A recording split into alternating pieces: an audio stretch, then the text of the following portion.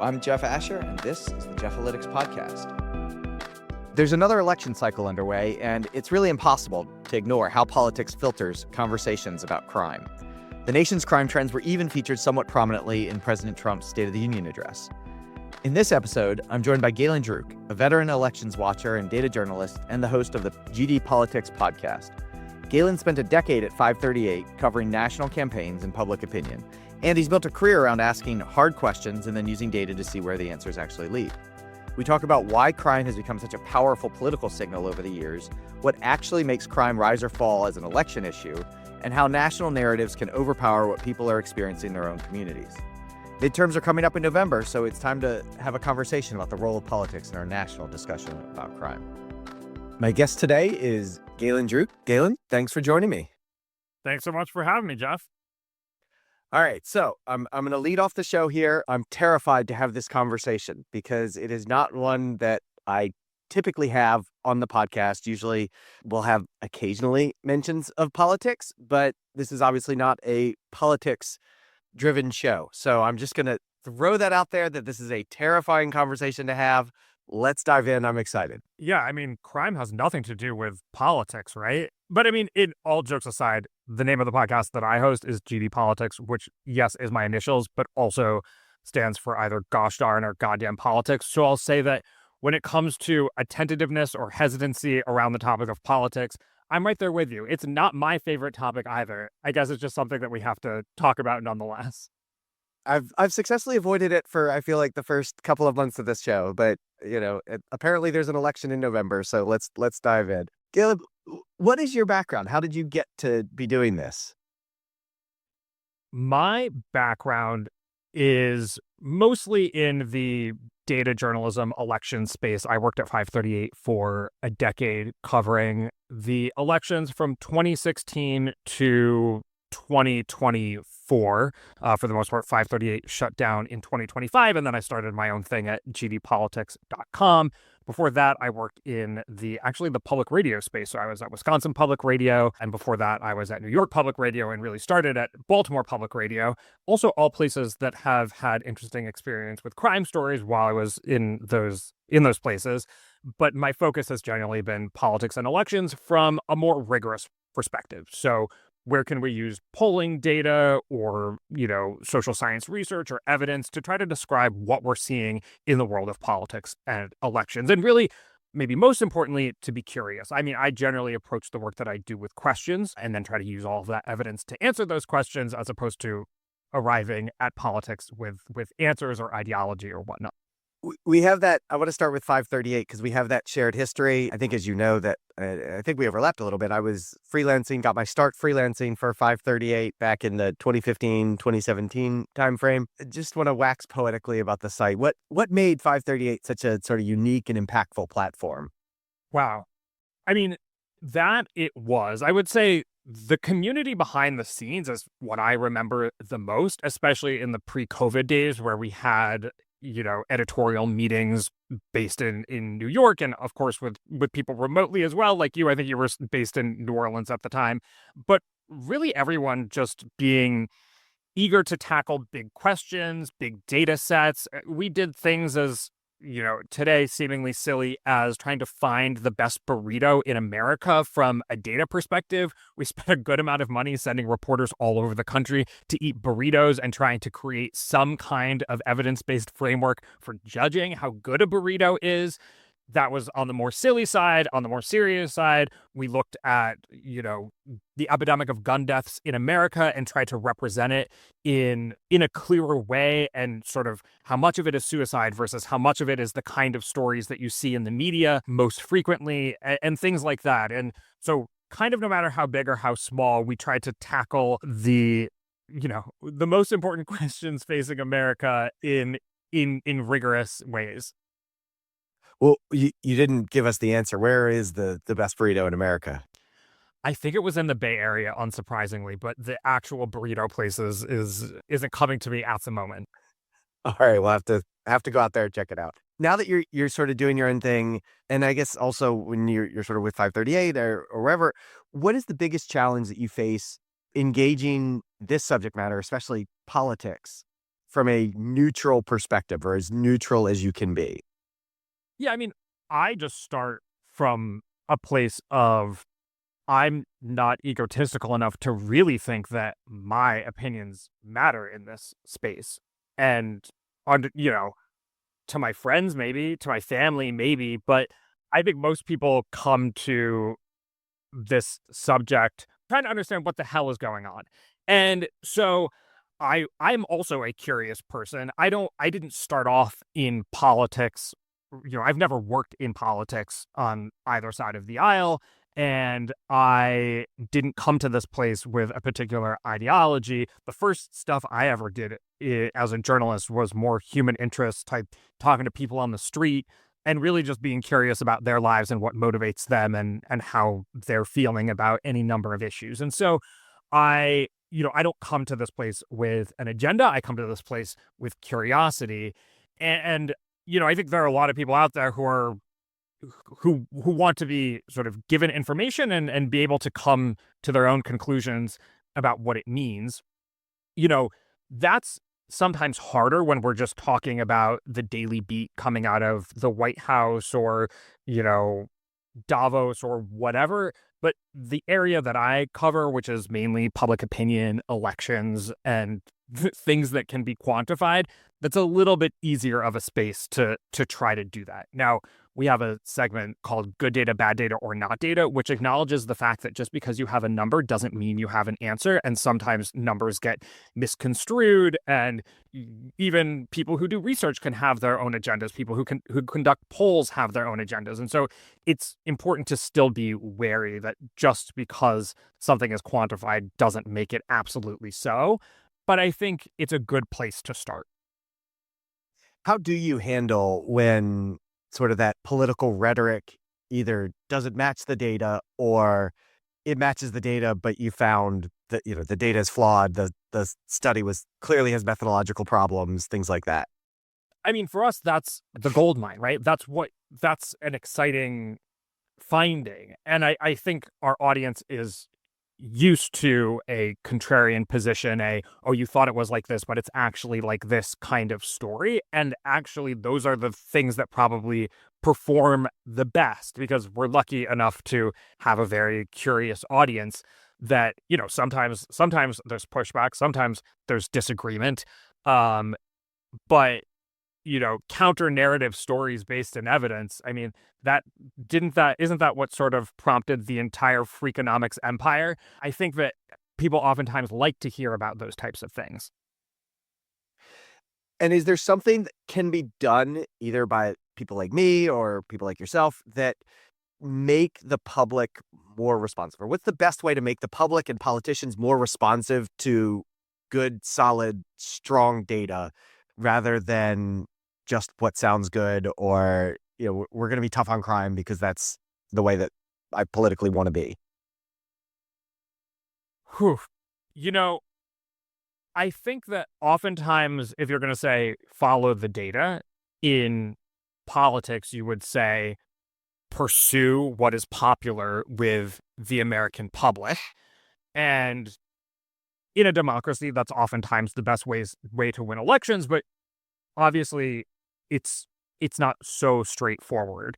And there are certain incentives that exist in electoral politics that would guide people away from public opinion or away from the data. There are financial incentives. There are sort of structural incentives like gerrymandering and things like that. Both parties have, activist bases and groups that try to influence the direction of the party, whether or not it's popular with the sort of broader American public. And so there are reasons that straightforward public opinion or public wishes don't get played out in democratic politics. I think one that people so oftentimes point to is like, some relatively basic gun control measures that aren't actually federal law, even though you would say something like 80% of Americans support them. And there's a lot behind that in terms of why that might be. But you're maybe asking a somewhat harder question, which is,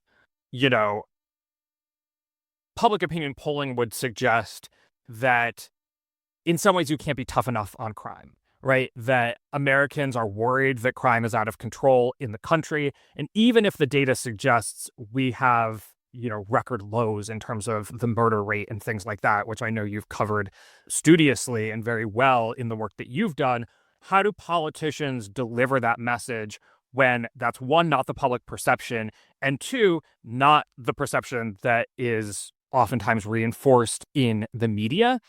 I think that's the kind of situation where, and this isn't so database, but like charisma and leadership matter, right? To deliver a message to people who aren't inclined to necessarily believe what you have to say, and this goes for both parties, is really challenging. And in some ways, you have to engender trust with the public in order to change opinion on that subject. So I'll give you an example. I don't know if people will like this example, but of Donald Trump.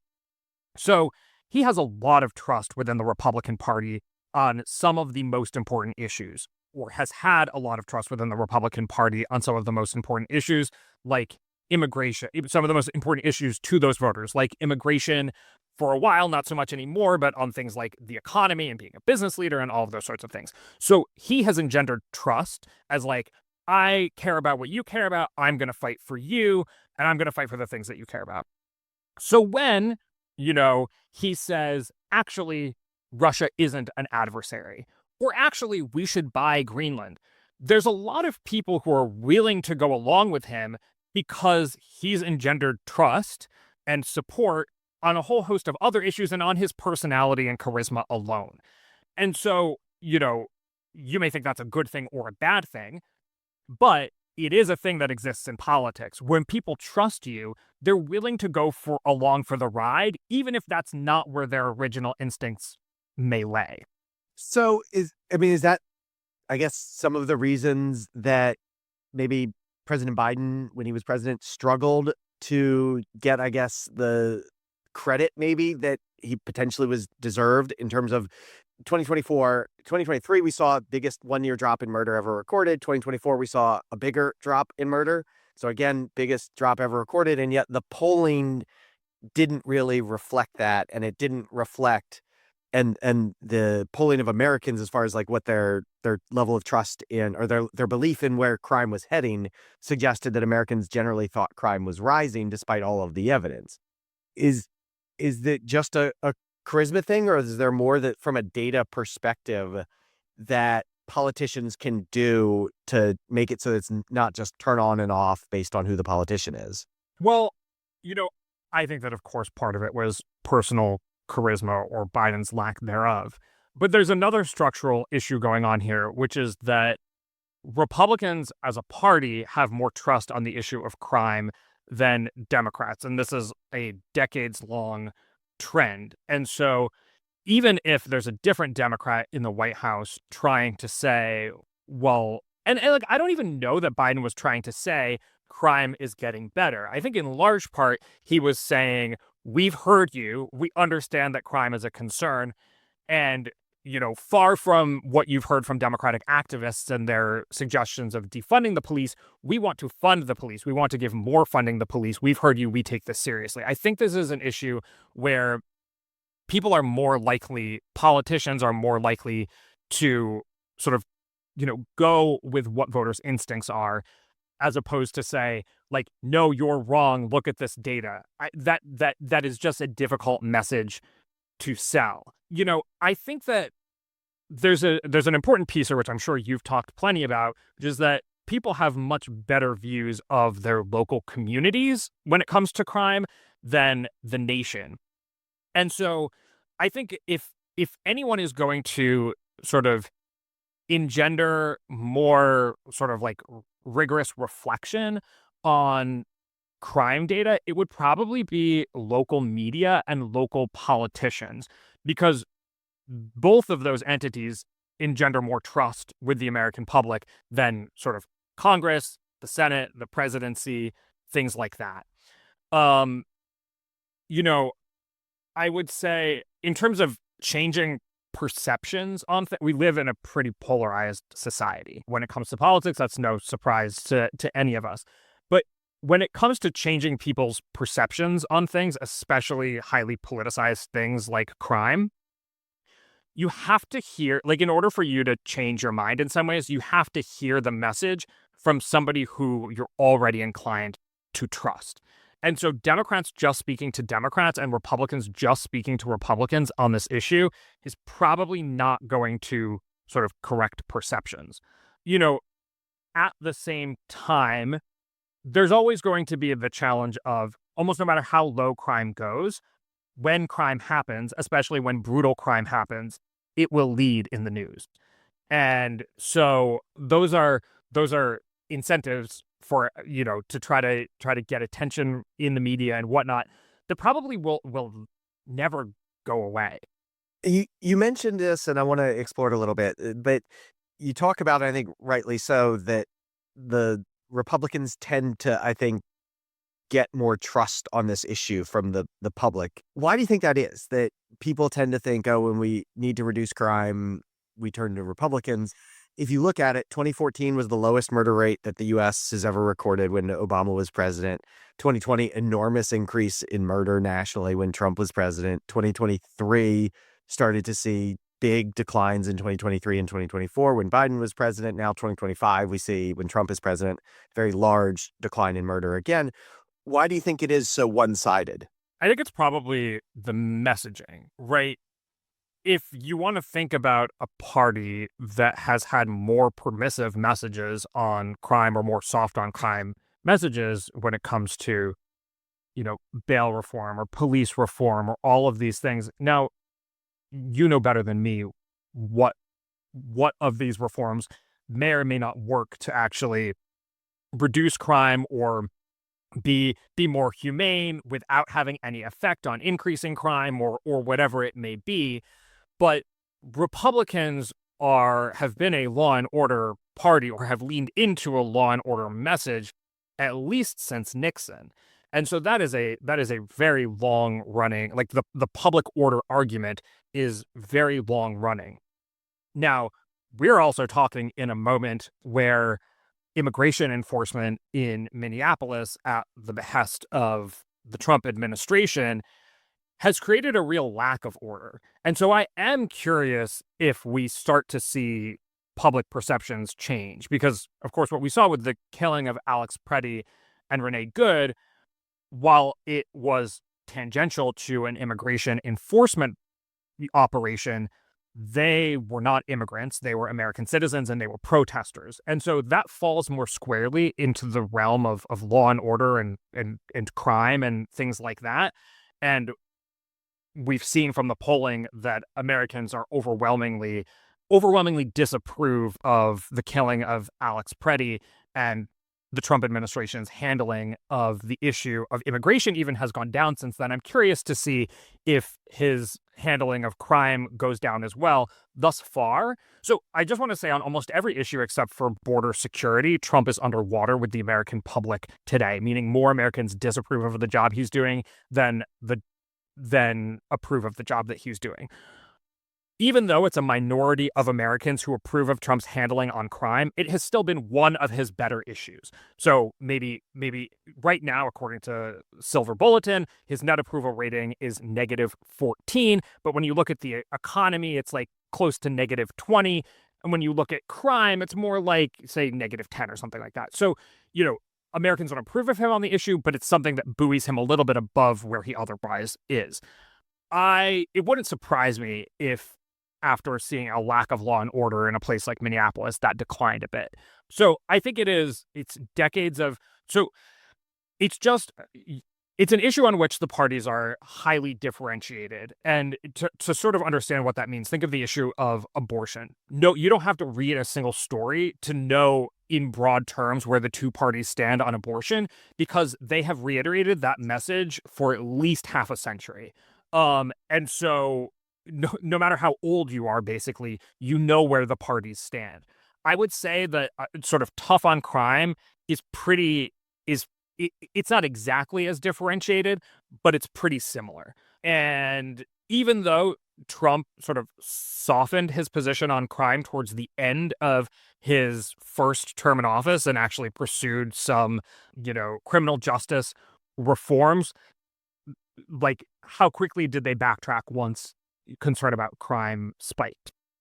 I guess I'm curious, is like sort of taking what you're talking about and putting it all together, is this just an issue of they tend to trust Trump more on crime, so his approval on crime will probably be slightly higher than his general approval, but that the sort of gravity of his approval is what's going to say whether or not Americans approve of crime, of his performance on crime? Like, if Americans start to approve of him, they'll approve of his approach to crime. And if they dislike him even more, then is that basically how it works? Yeah, I think that is also true. There are sort of big issues that can drive down approval, but there's also a general heuristic of, do I think this guy's doing a good job?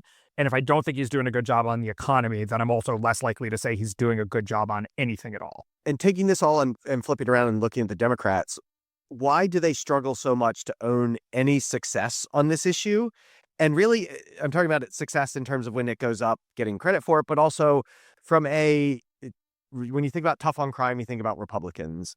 There's not a Democrat approach that has really been well defined, it feels like, as far as smart on crime, or an approach that isn't tough on crime, but that can have success and can be associated positively with the brand. Do you think that's sort of an accurate assessment? When you think of a Democrat who's defined himself on crime, you probably think of Bill Clinton, and that's because he took a tough on crime approach and bucked his party. I think that one of the reasons is that the loudest people on the Democratic side, or the people who are able to marshal the most attention, are the most liberal, and they have pretty generic slogans like defund the police that sort of, I don't know exactly what those slogans mean to those activists, because there's not really so much of in some ways it's shorthand for a policy, but there's not a very clear policy contained within defund the police.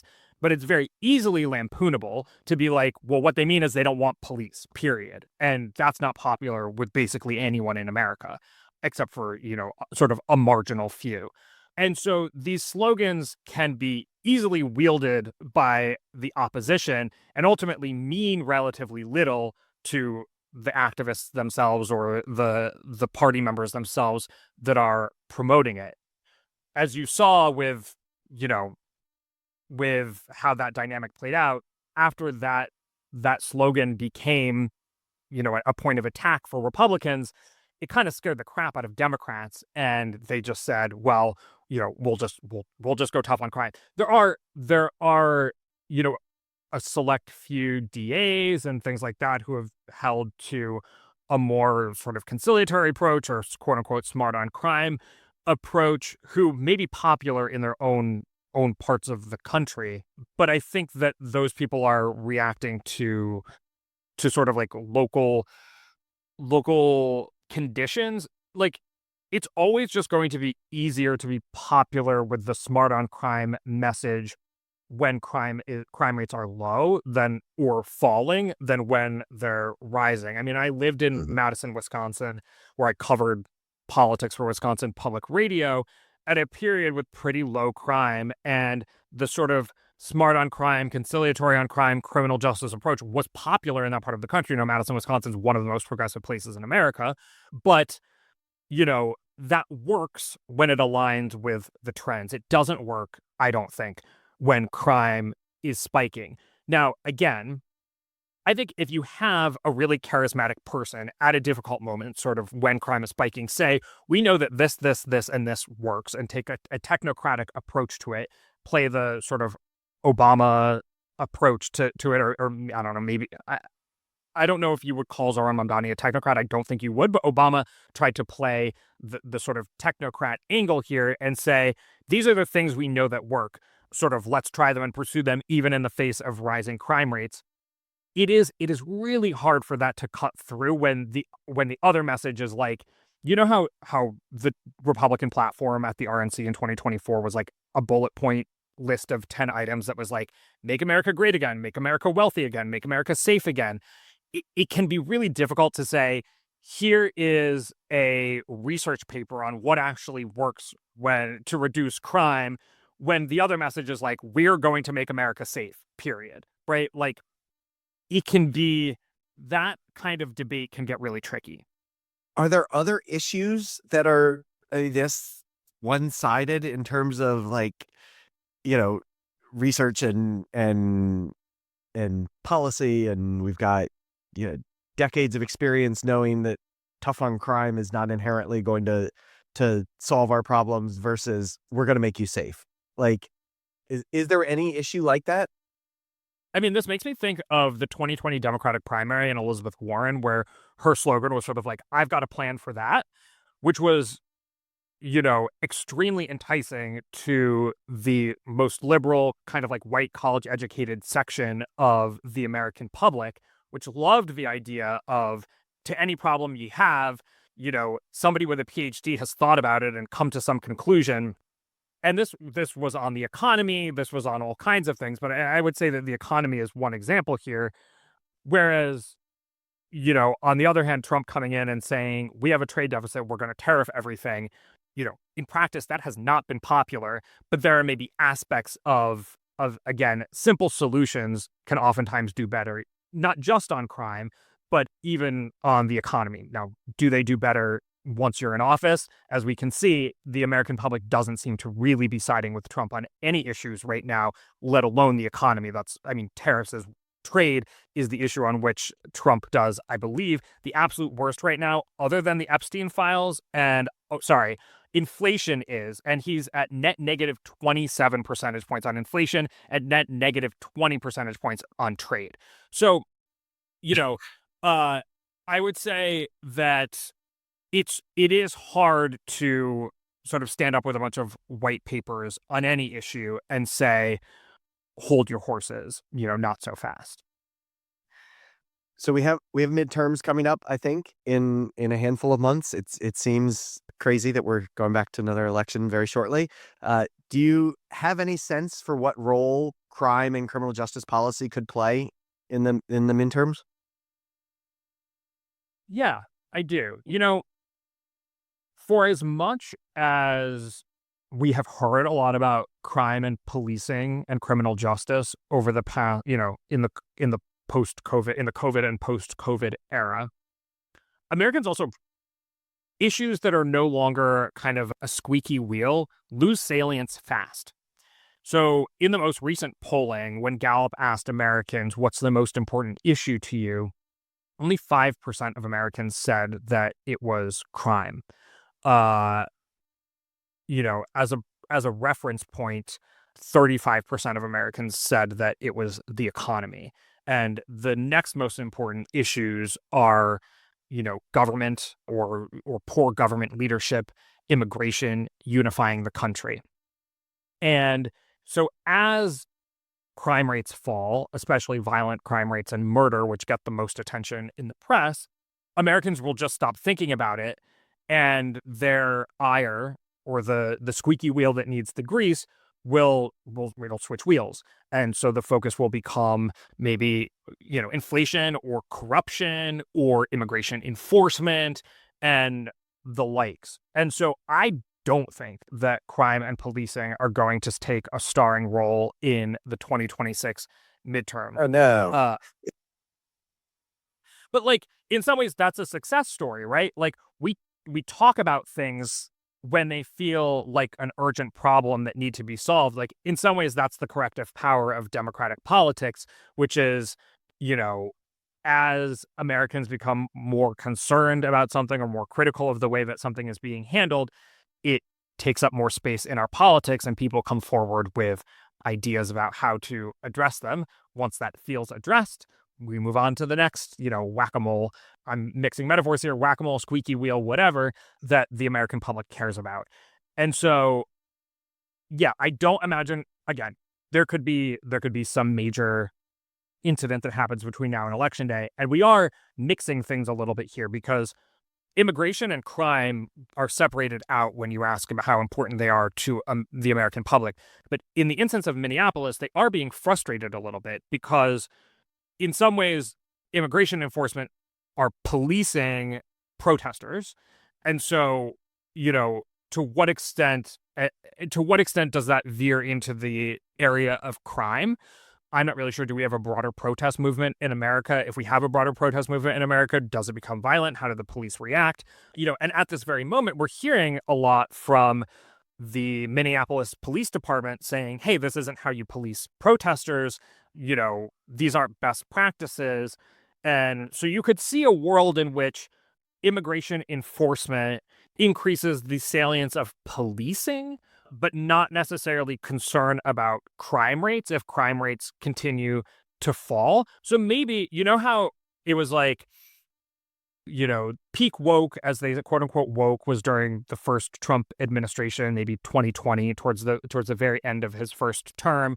Then peak anti-woke was probably like, spring of 2024, when the public had massively soured on Biden, concerned about a border crisis and inflation were sky high.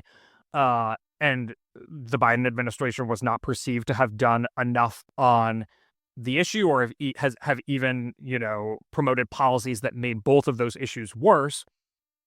And that creates a backlash in public opinion. Now, what we're seeing is it could be potentially an equal and opposite movement in American political perceptions, which is that, yes, Americans were pushed towards Trump's stance on immigration in reaction to the incompetency or perceived incompetency, depending on who you are, of the Biden administration on the issue.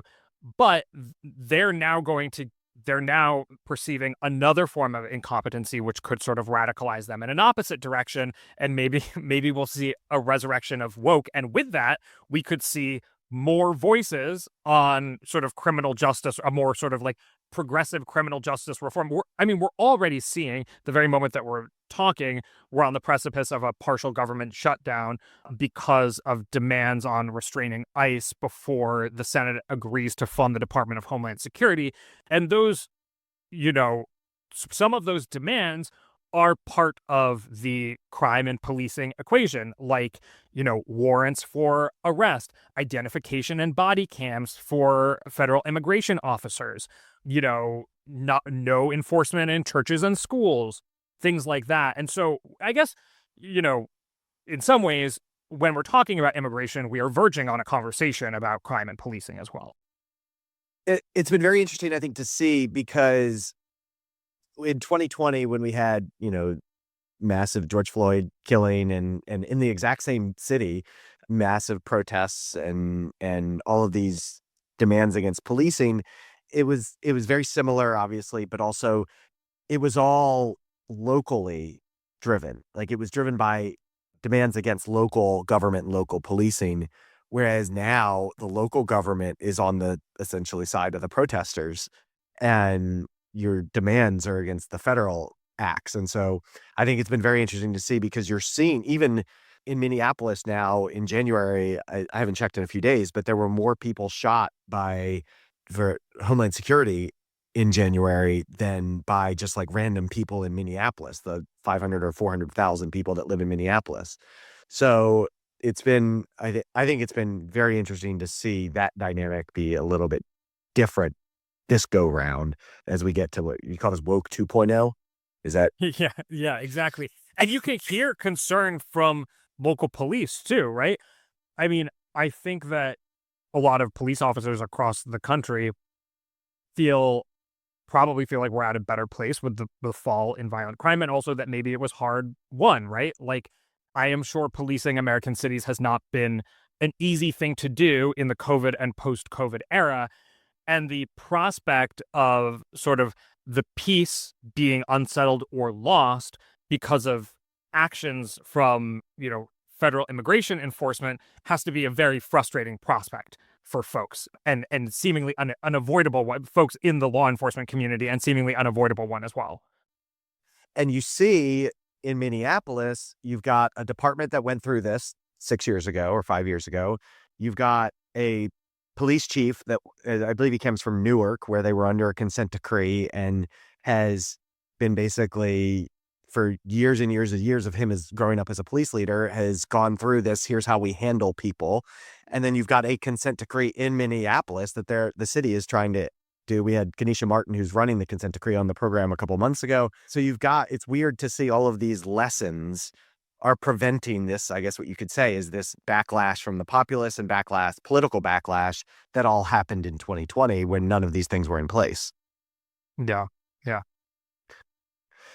So I guess taking a step back, if this is crime itself, not taking that away from immigration and all those things, if crime as an issue is not as salient and not going to be a major political issue, does that create an opportunity for rebuilding that bipartisan moment on criminal justice that sort of existed in Trump's first term when you had, it was the First Step Act, the Second Step Act. In Louisiana, they had enormous actions against criminal justice reform. And it feels like in the last few years, we just sort of undone all that. Does people, the real population not really caring and not demanding tough on crime, does that create a moment where Democrats and Republicans can work together?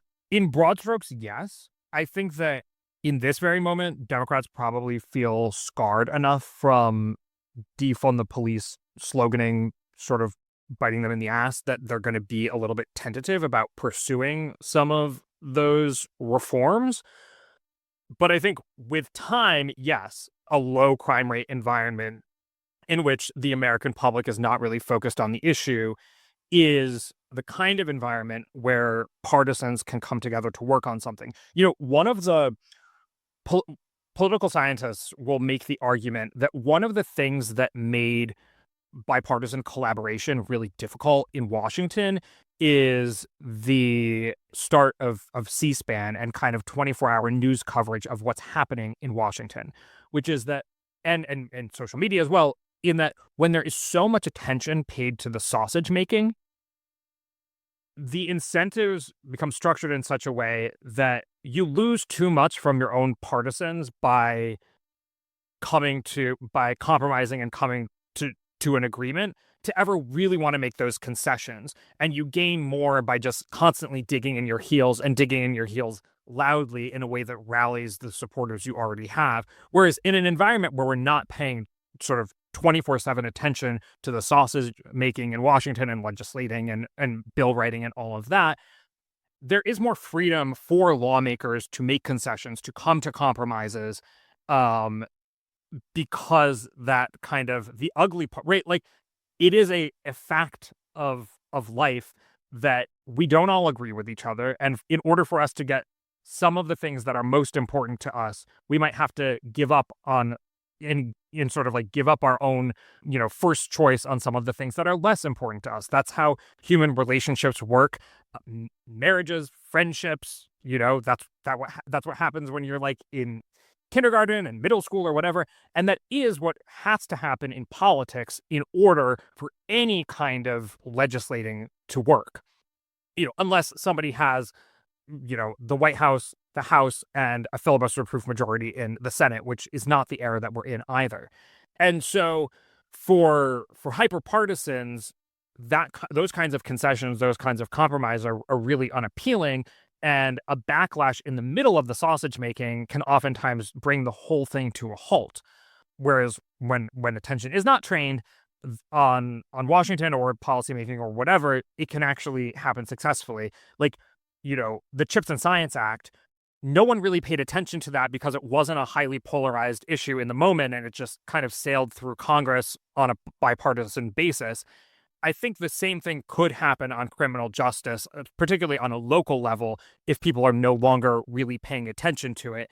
And there's enough outrage in other directions. Like, if we didn't have this kind of backlash to Trump's like immigration enforcement policies right now, if a Democrat were to go and try to, gather some Republicans or whoever to try to pass some new measure on criminal justice reform, you could see sort of activists who oppose that or people who oppose that being able to sort of push that into focus and make sure that more people are paying attention to it.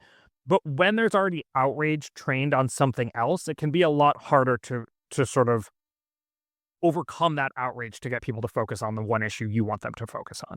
All right. This sort of reminds me of on my wedding day, my dad said the same thing that his dad had said to him, which was, son, you can either be happy or you can be right, but you can't be both. And it sounds like that's sort of the compromise that we need to make here in a twisted political sense. Indeed. So last question for you. You have a podcast, GD Politics. Do you have any advice for maybe young, aspiring podcasters out there? Whew. I would say follow your own curiosity because it will come through in the work that you do, that you're interested in the topic that you're talking about. Also, if you're genuinely curious about it, you will probably have prepared more and have more research to bear, more experiences to talk about, more history to draw on. Sometimes you have to cover stories because that's the number one thing in the news that day, and not covering it feels like an abdication of duty, even if it's a story you'd really rather not cover. I can think of so many breaking news moments over the past decade that I've been doing this where I'm like, okay, I would really rather not sit down in front of a mic right now and have to talk about this, but people are expecting you to do it. When that is not the case, and that will still, headlines, the number one thing in the news we won't always be in news environments like the one we're in right now.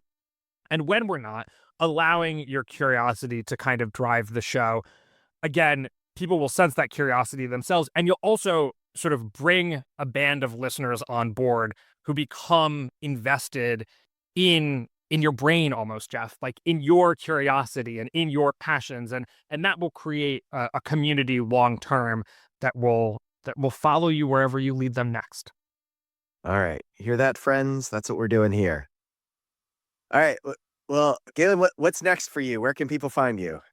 People can find me at gdpolitics.com, which is the Substack website where you can watch, videos and see all the posts and whatnot for the podcast, but also GD Politics is in your podcast feed wherever you listen to podcasts. We do live shows. We do live Substack Lives. The most recent thing we did this week, I was with my former boss, Nate Silver, and former colleague, Claire Malone, at the Comedy Cellar doing a live 2028 Democratic primary draft where we graph who we thought is the likeliest to win the Democratic nomination in 2028. And because we did it in front of a live audience, you get to hear people's reactions to the different politicians that we drafted. It was fun. I think we're probably going to do a Republican primary draft in February.